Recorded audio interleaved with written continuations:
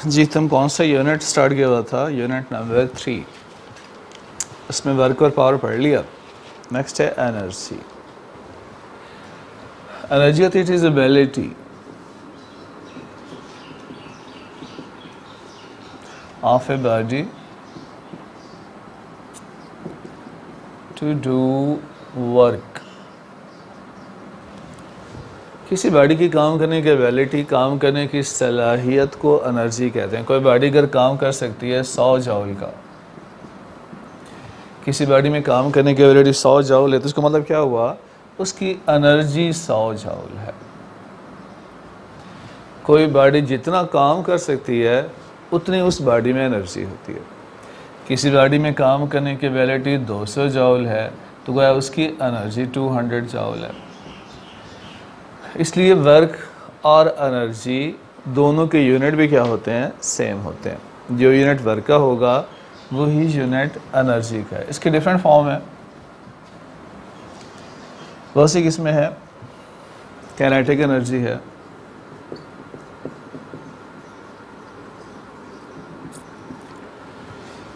Kinetic कहते हैं हरकत को, मोशन को। जबकि बॉडी मूव कर रही है तो मोशन की वजह से उसमें एक एनर्जी आ जाती है। वो एनर्जी जो बॉडी की मोशन की वजह से पैदा हुई उसे काइनेटिक कहते हैं। एक पत्थर पड़ा है,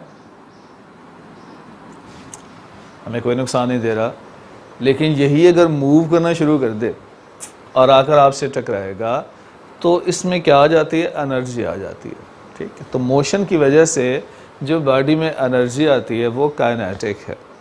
जितनी ज़्यादा मोशन होगी, वेलोसिटी होगी, मास होगा, उतनी ज़्यादा काइनेटिक एनर्जी होती है। और काइनेटिक एनर्जी की इक्वेशन है 12 mv²। अगर एक गाड़ी खड़ी है वो आपको नुकसान नहीं पहुंचाती, लेकिन गाड़ी अगर मूव कर रही है और आके टकरा जाए तो मोशन की वजह से उसमें कौन सी एनर्जी होती है? काइनेटिक। तो वो नुकसान देती है। तो ये डिपेंड किस पर है? मास पे और वेलोसिटी पे। एनर्जी स्केलर है। डॉट प्रोडक्ट की एग्जांपल है v डॉट v भी कहते हैं इसे।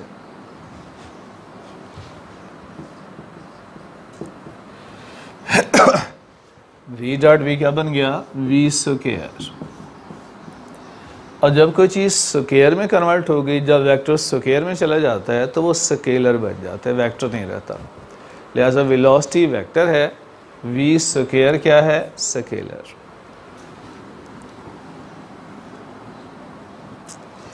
If both mass and velocity are doubled, then kinetic energy will be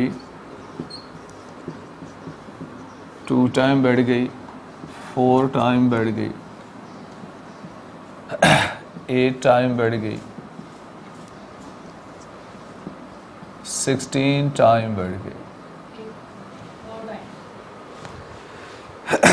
half mv² है। मास भी डबल हो गया और वेलोसिटी भी डबल हो गई। जब वेलोसिटी का स्क्वायर लेंगे तो 4 होगा, 4 × 2 8 टाइम काइनेटिक एनर्जी बढ़ जाती है। तो 8 टाइम बढ़ेगी। ठीक है, मास को डबल कर दिया, वेलोसिटी को डबल कर दिया, काइनेटिक विल इंक्रीज 8 टाइम। अगर सिर्फ वेलोसिटी को डबल कर दें तो 2 का स्क्वायर 4, तब 4 टाइम बढ़ेगी। इस 2 को इससे कैंसिल नहीं करना, ये हाफ ऐसे रहना चाहिए।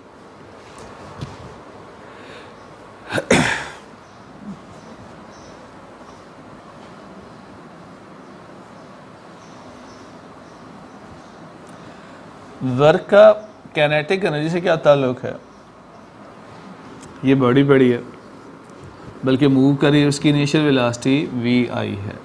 इसकी इनिशियल काइनेटिक एनर्जी 12 mv² है। ये ऑलरेडी फुटबॉल मूव कर रही है, इनिशियल वेलोसिटी vi के साथ इनिशियल काइनेटिक एनर्जी है। मैं इसको किक लगाता हूँ, फोर्स लगाता हूँ, फोर्स की वजह से बॉडी ने फासला तय किया और इसकी वेलोसिटी वी हो गई, काइनेटिक एनर्जी बढ़कर half M V F square हो गई। क्योंकि बॉडी की वेलोसिटी इंक्रीज हुई है तो बॉडी की काइनेटिक एनर्जी में इजाफा हुआ। ठीक, अगर पहले काइनेटिक थी 10 अब बढ़कर 18 हो गई है, तो गोया मैंने जो बॉडी पे वर्क किया उसने काइनेटिक एनर्जी को बढ़ा दिया। तो जो आप बॉडी पे वर्क करते हैं वो किसके बराबर होगा? Final kinetic minus initial kinetic. तो जो वर्क होता है ये बराबर होता है चेंज इन काइनेटिक एनर्जी। इसे वर्क एनर्जी प्रिंसिपल कहते हैं।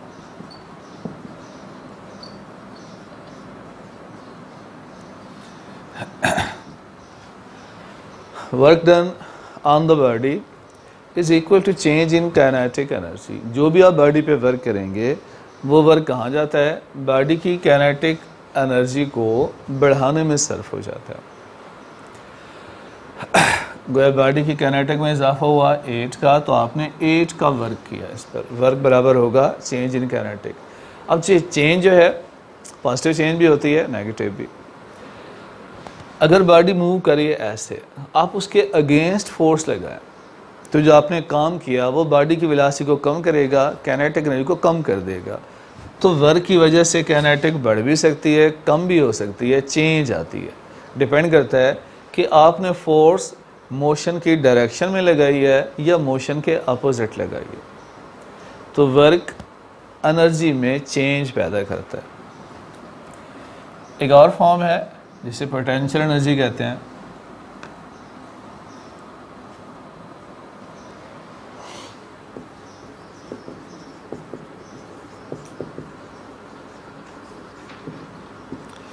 It is energy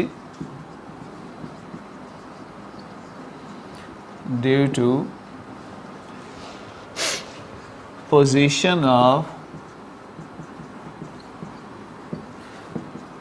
the body।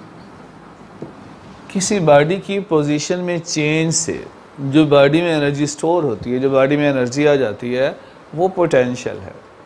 आसान यह सरफेस है। आप किसी बॉडी को अर्थ सरफेस से कुछ हाइट ऊपर ले गए, आपने बॉडी की पोजीशन चेंज की है with respect to earth surface. ठीक है, ऐसा करने के लिए हमें काम करना पड़ा। जितना आपको काम करना पड़ेगा बॉडी की पोजीशन चेंज करने के लिए, वो किसके बराबर होगा? Product of force and distance. Gravitational field में फोर्स इक्वल टू वेट होता है। तो WH आपने काम किया, WmG के बराबर होता है। तो ये mgh ये एनर्जी है, जो ये वर्क है जो आपने किया बॉडी की पोजीशन चेंज करने के लिए। और यही वर्क बॉडी में स्टोर हो जाता है ऐसे ग्रेविटेशनल पोटेंशियल। तो इसे हम ग्रेविटेशनल पोटेंशियल कहते हैं।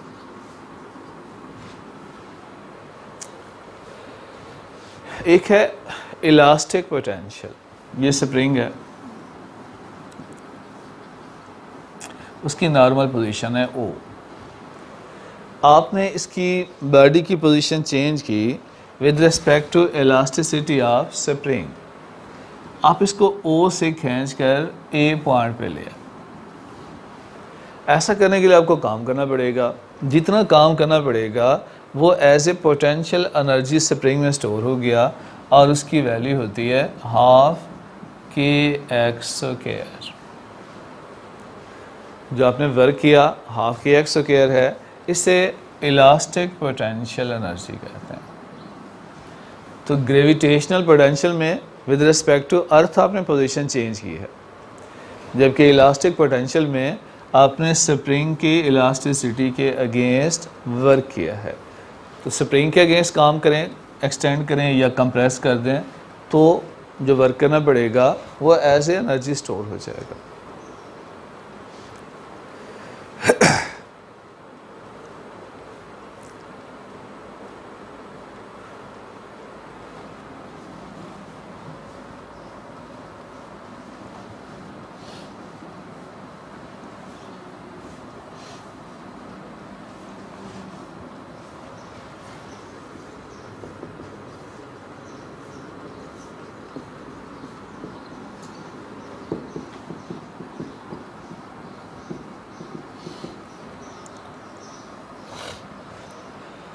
इंटरकन्वर्शन ऑफ कैनेटिक और पोटेंशियल। कैनेटिक एनर्जी और पोटेंशियल की इंटरकन्वर्शन कैसे होती है, ये एक दूसरे में इंटरकन्वर्ट कैसे होती हैं। फॉर एग्जाम्पल आज सरफेस है, मैंने बॉडी पे वर्क किया, इसको ऊपर फेंका। जब आप ऊपर फेंकते हैं बॉडी पे वर्क करेंगे, ठीक, आपने वर्क किया बॉडी को ऊपर फेंकने के लिए, ये वर्क किसमें कन्वर्ट होगा, कैनेटिक एनर्जी में। ये वर्क बॉडी की कैनेटिक एनर्जी बन गया और बॉडी ने मूव करना शुरू कर दिया, उसमें वेलोसिटी आ गई। आपका वर्क कैनेटिक एनर्जी बन गया, बॉडी ने ऊपर मूव करना शुरू कर दिया। जब बॉडी ऊपर जा रही है, इसकी हाइट बढ़ती जा रही है और वेलोसिटी कम होती जा रही है। गोया कैनेटिक कम हो रही है, किसमें कन्वर्ट हो रही है, पोटेंशियल में। पोटेंशियल हाइट के बढ़ने से बढ़ती जा रही है, कैनेटिक कम होती जा रही है। हाईएस्ट पॉइंट पर जाकर कैनेटिक ख़त्म हो गई, सारी की सारी एनर्जी पोटेंशियल होगी। तो ए पॉइंट पर मैक्सिमम पोटेंशियल होगी, ये ए पॉइंट है फाइन। अब फिर जब बॉडी ने नीचे गिरना शुरू किया, नीचे आते हुए उसकी हाइट अब कम होना शुरू हो जाती है। हाइट का ताल्लुक पोटेंशियल से है, पोटेंशियल में अब कमी आ रही है, मगर साथ साथ वेलोसिटी बढ़ती जा रही है। गोया अब ये पोटेंशियल दोबारा कैनेटिक में कन्वर्ट हो रही है। तो यूँ एक एनर्जी दूसरी एनर्जी में कन्वर्ट है, वेलोसिटी बढ़ती जाती है, हाइट कम होती जाती है। गोया पोटेंशियल अब कैनेटिक में कन्वर्ट हो गई। जब बॉडी ज़मीन पे टकराने वाली है, हाइट ख़त्म हो गई, सारी की सारी एनर्जी कैनेटिक में कन्वर्ट हो गई। अब जब ज़मीन पे टकरा गई बॉडी, टकराने के बाद बॉडी रुक गई, वेलोसिटी भी ख़त्म, हाइट भी ख़त्म। अब एनर्जी कहाँ गई? जब बॉडी दोबारा ज़मीन पे टकराती है, तब उसकी एनर्जी कहाँ गई? वेलोसिटी भी ख़त्म, कैनेटिक नहीं है, हाइट ख़त्म, पोटेंशियल भी नहीं है। अब एनर्जी कहाँ चली गई? कौन सा वर्क? अगर यहाँ कोई नेल हो, कोई नेल है, वेज है, कुछ है, ये पत्थर उस पर गिरे तो इसको अंदर दबा देगा। गोया उसने ज़मीन को कंप्रेस करने में दोबारा वर्क किया, तो ये सारी की सारी एनर्जी दोबारा वापस वर्क में कन्वर्ट हो जाती। वही वर्क है जो स्टार्ट में आपने किया था।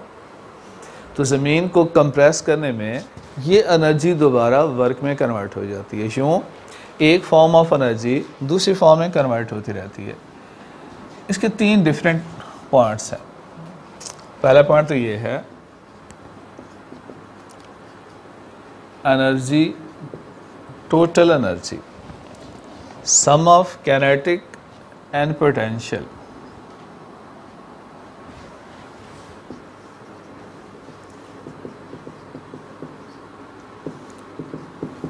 At every point remains constant.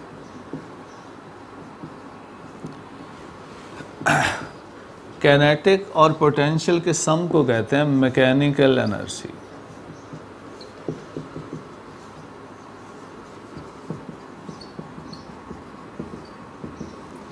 Kinetic और पोटेंशियल का सम क्या कहलाता है? Mechanical energy. तो इस सिस्टम में मैकेनिकल एनर्जी हमेशा कांस्टेंट रहती है। Sum of kinetic and potential remain constant. गोया अगर एक एनर्जी में कमी आ रही है तो दूसरे में इजाफा हो रहा है, मगर दोनों का सम क्या रहेगा? हर पॉइंट पर सेम। दूसरा पॉइंट है कि loss in potential is equal to gain in kinetic. जितना एक एनर्जी में लॉस होता है, उतना दूसरी एनर्जी में गेन होता है।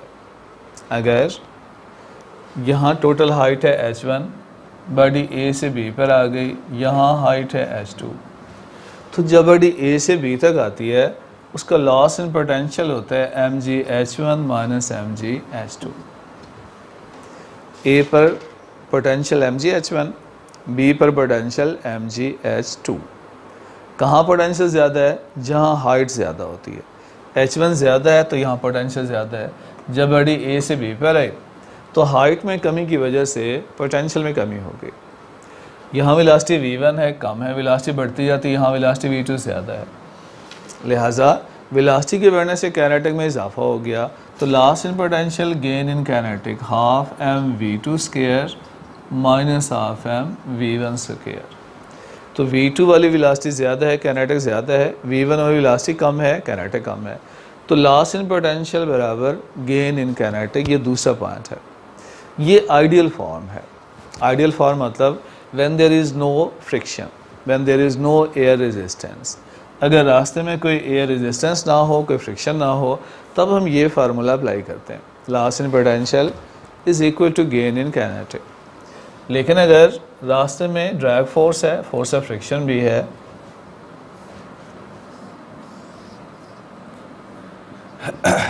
यहाँ बॉडी की पोटेंशियल है, रास्ते में फ्रिक्शन है F,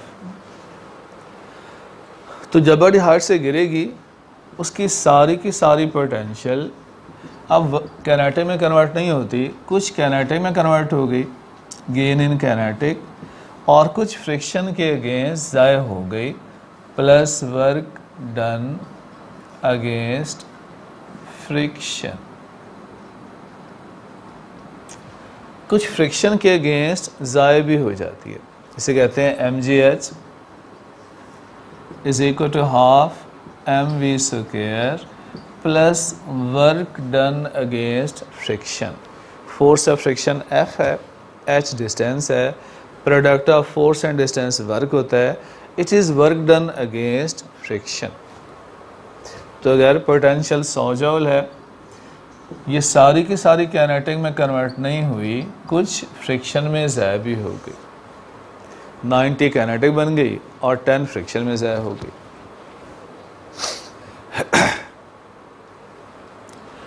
तो इस चैप्टर में टॉपिक तो इतने ही करने हैं, बाकी कुछ MCQs की प्रैक्टिस कर लेते हैं।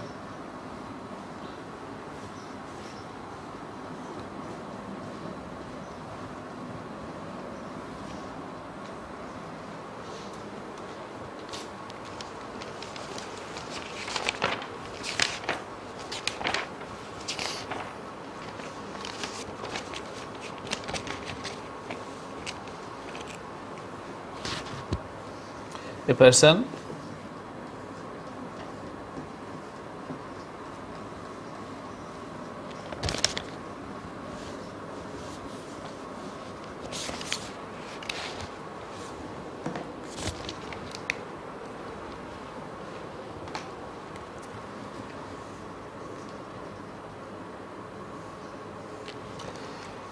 person of mass 80 kilogram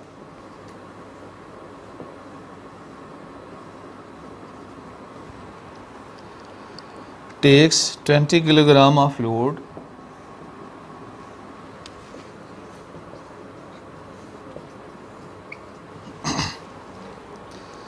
upstairs which are 9 meters.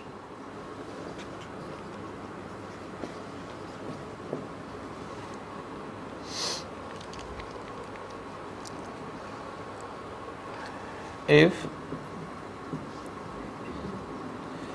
power is 20 watt,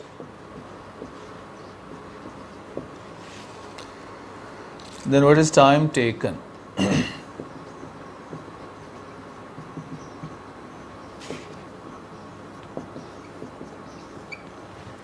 अब टाइम मालूम करना है। कैसे करते हैं? पावर का formula work divided by time. अब स्टेयर्स में ऊपर या नीचे जाते हुए जो वर्क करेंगे वो पोटेंशियल में कन्वर्ट होगा mgh। ठीक, इस इक्वेशन में आपको टाइम चाहिए, mgh डिवाइडेड बाय पावर। मास भी गिवन है, जितना लोड उसने उठाया है, हाइट भी गिवन है 9 मीटर, डिवाइडेड बाय पावर है 20।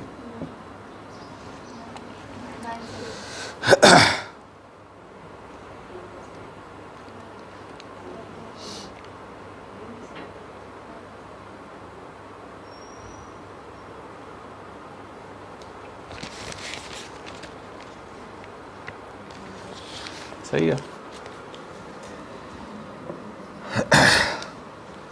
Two persons move upstairs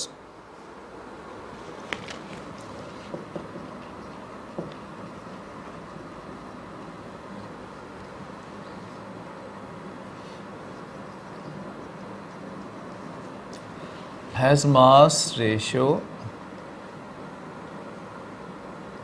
5:3.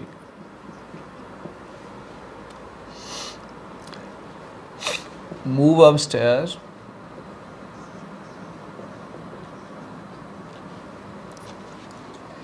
and take time in ratio 9:5.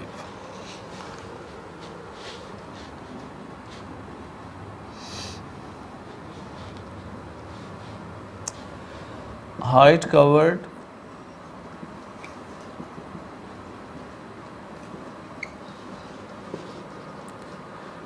has ratio, जितने हाइट कवर की उसकी रेशियो क्या होगी? If power is same, उनकी हाइट की रेशियो बतानी है अगर दोनों सेम पावर एक्सर्ट करते हैं तो दोनों की पावर बराबर कर लें।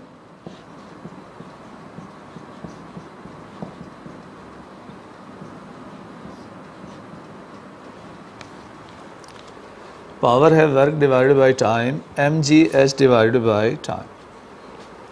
हमें क्या चाहिए? हाइट की रेशियो चाहिए।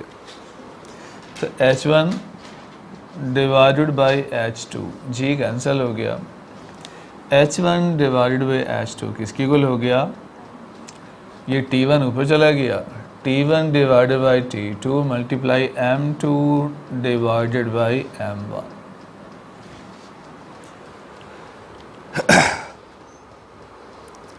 टाइम की रेशियो है 9/5, यहाँ 9/5 पुट कर लें, जबकि मास की रेशियो है 5/3। यहाँ m2/n1 है, इसको उल्टाना पड़ेगा, 3/5 करना पड़ेगा, तो 27/25।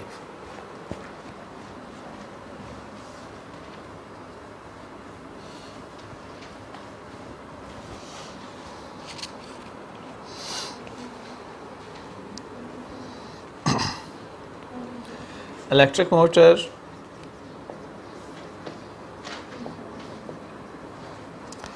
operate at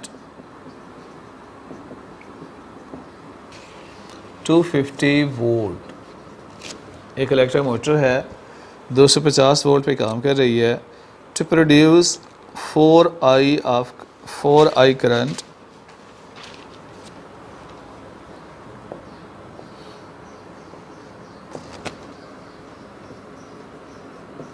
to produce current of 4 ampere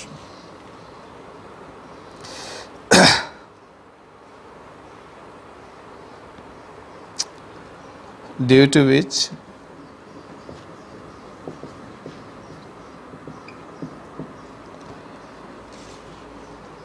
it lift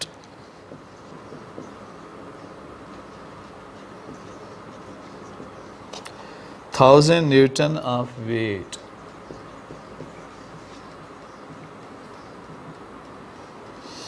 up 10 meter in 1 second.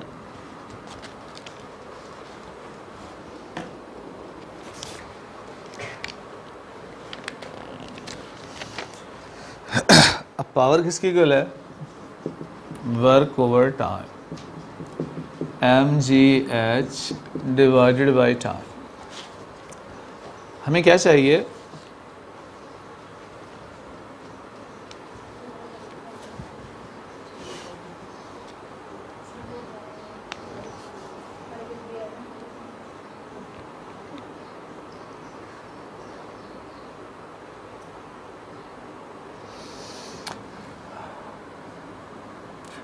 Time मालूम करना है।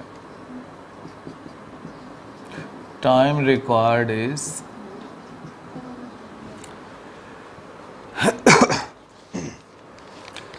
अब क्या करें? पावर का फार्मूला इलेक्ट्रिक एनर्जी में क्या होता है? Power the product of voltage and current is equal to mgh divided by time. mg क्या है, वही वेट है जिसकी वैल्यू 1000 न्यूटन गिवन है। तो आप वेट mg क्या पुट करेंगे 1000 न्यूटन। टाइम की वैल्यू चाहिए तो WH डिवाइडेड बाई VI। तो इसमें W गिवन है 1000 न्यूटन, हाइट भी गिवन है 10 मीटर, करंट और वोल्टेज भी गिवन है। तो इससे आप टाइम मालूम कर लेंगे सेकंड में।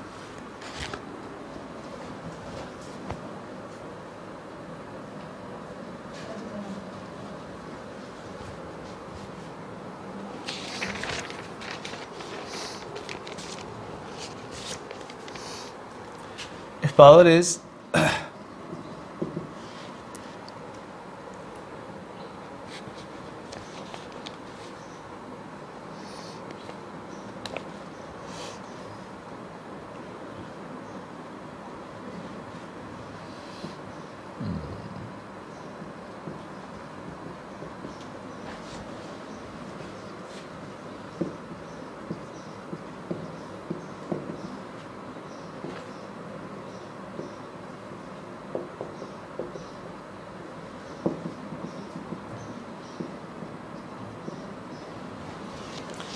पावर गिवन है और बॉडी की वेलोसिटी भी गिवन है, काइनेटिक क्या होगी? पावर का काइनेटिक से क्या ताल्लुक है? कैसी इक्वेशन बन सकती है?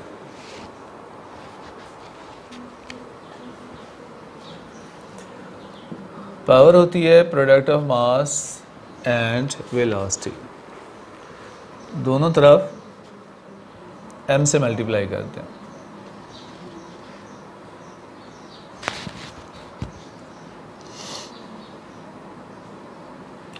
v से मल्टीप्लाई करते हैं, p multiply v mv square, velocity से मल्टीप्लाई कर दिया, 1/2 से दोनों तरफ मल्टीप्लाई कर दें,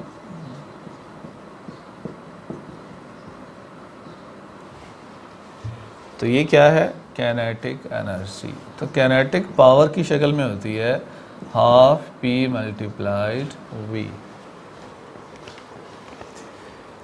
तो पावर पुट कर लें, कितनी है 50, वेलोसिटी है 25।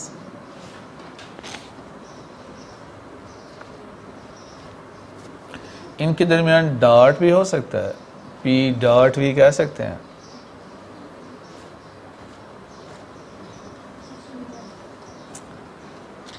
क्या इनके दरमियान डॉट लिखा जा सकता है? नहीं लिख सकते। डॉट या क्रॉस दो वेक्टर के दरमियान होता है। Power is scalar. Two bodies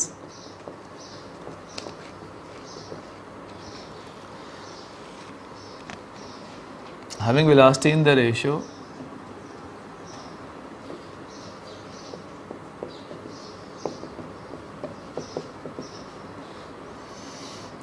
2:3 and masses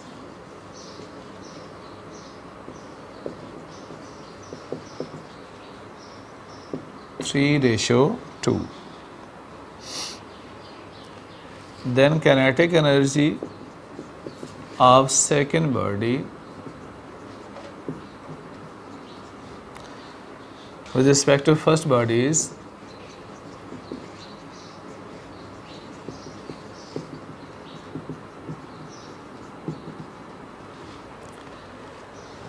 kinetic energy of second body with respect to first body. अब दोनों की रेशियो मालूम कर लें। Second body first body, kinetic होती है half m2v2 square half m1v1 square, 1/2 cancel हो गया। Kinetic energy of second body is equal to m2/m1 v2 square by v1 square, या इसको एक ही स्क्वायर में लिखते हैं, multiply kinetic energy of first body. अब इन रेशियो की वैल्यू पुट कर लें। मासेस की रेशियो क्या है? मास की रेशियो 3/2 है, ये उलट है तो इसको 2/3 कर दें। क्योंकि ये m2/m1 है, यहाँ m1/m2 की रेशियो है। वेलोसिटी 3/2 है, यहाँ 2/3 का स्क्वायर कर लें, multiply kinetic energy of first particle. So 2/3 multiply 4/9 8/27 of kinetic energy of first particle.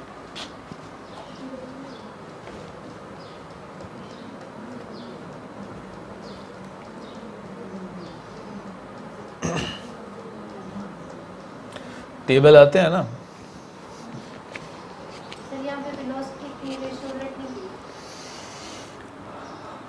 उल्टाया नहीं था हमने।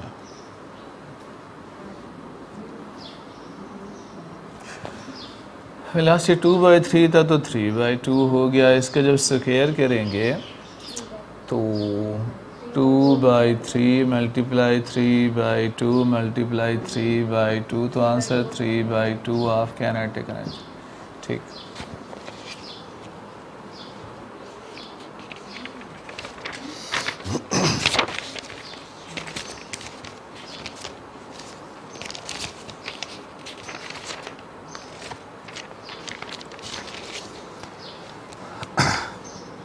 स्टोन, ये इंटर कन्वर्शन का है।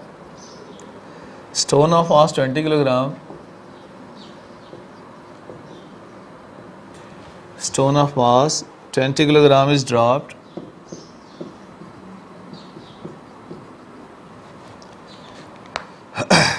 from rest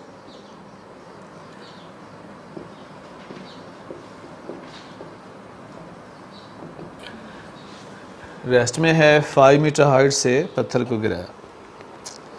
what is its velocity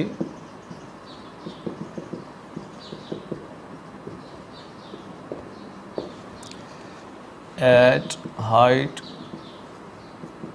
3 metre. 5 metre से गिराया गया, जब वो 3 मीटर हाइट पर पहुंचा तब उसकी वेलोसिटी क्या थी? उसको रेस्ट से गिराया गया था। तो कैसे करते हैं? Loss in potential mg h1 minus h2, जो हाइट में डिफरेंस है, ये गेन इन काइनेटिक होता है half m square. So loss in potential, gain in kinetic, m से m कैंसल, v स्क्वायर होता है 2g h1 minus h2 under root.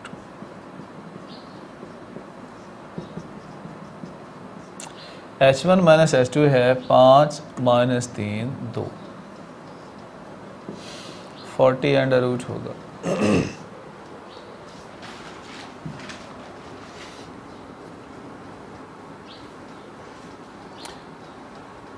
Energy और मोमेंटम, इनका आपस में क्या ताल्लुक है?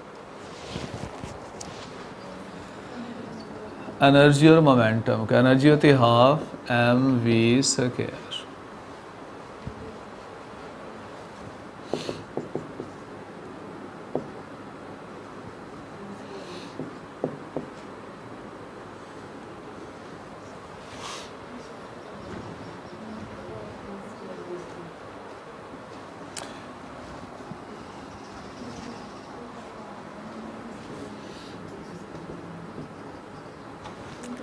Product of mass and velocity होता है मोमेंटम, और एनर्जी होती है,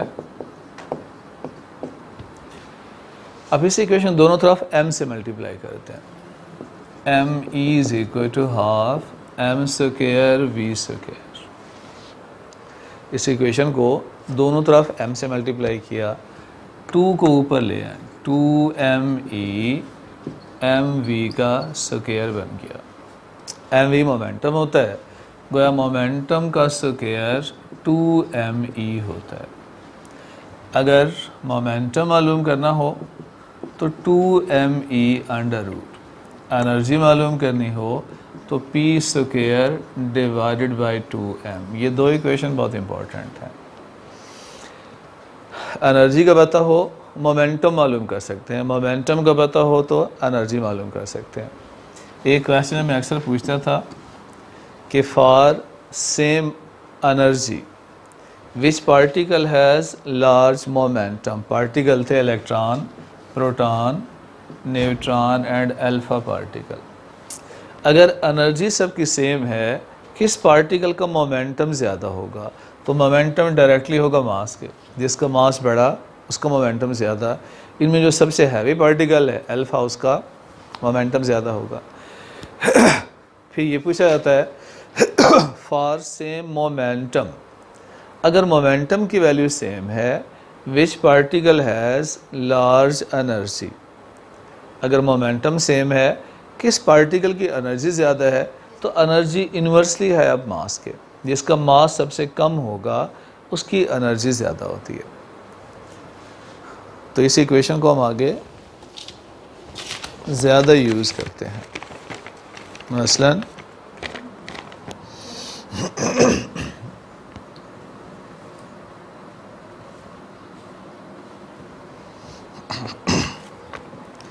two bodies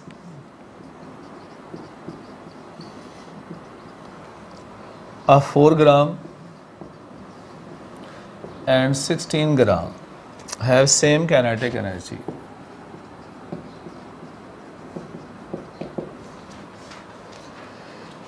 Ratio of momentum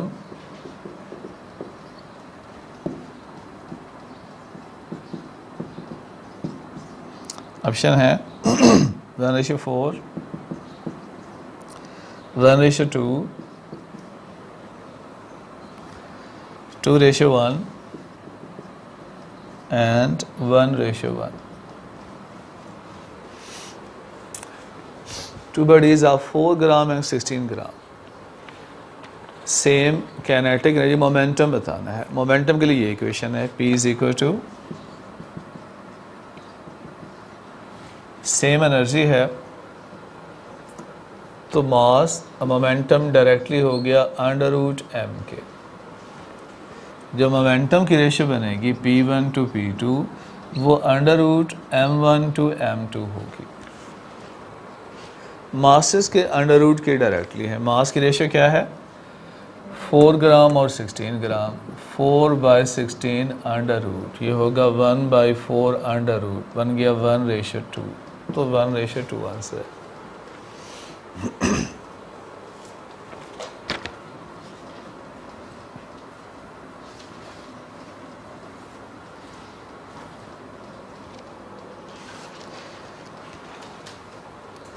A 2 gram and 3 gram body have equal momentum.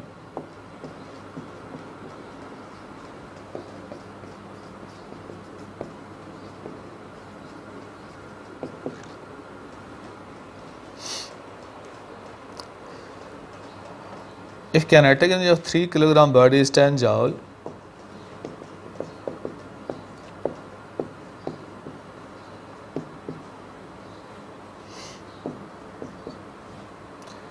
then kinetic energy of 2 kilogram body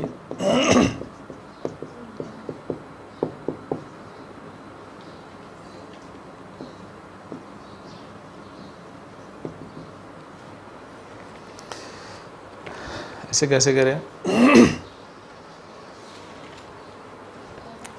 momentum होता है 2me√। अब दोनों बॉडीज़ का मोमेंटम सेम है तो लिखेंगे 2m1e1√= 2m2e2√।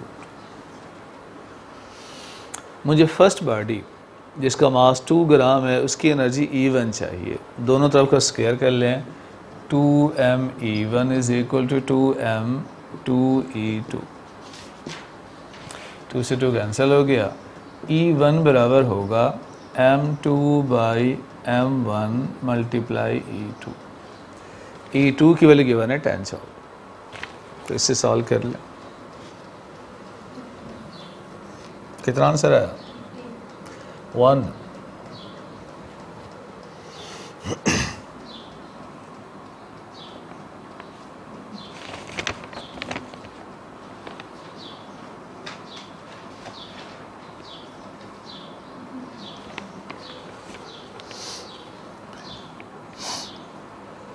कोई समझ तो नहीं आ रही। Kinetic energy of a body of mass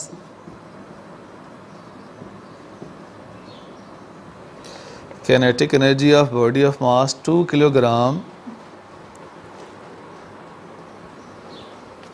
and momentum 2 Newton.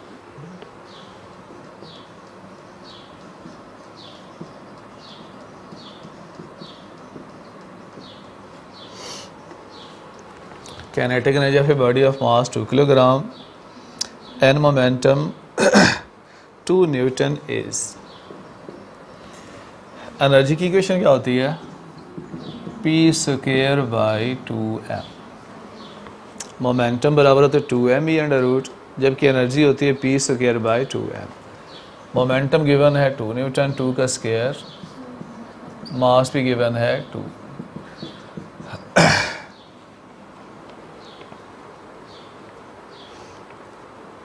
कुछ समझ आई? तो ये कहाँ न्यूटन सेकंड हुआ, तो ये 1 जॉल की एनर्जी है। चलें, कल टेस्ट होगा, बताना पड़ेगा। Thank you.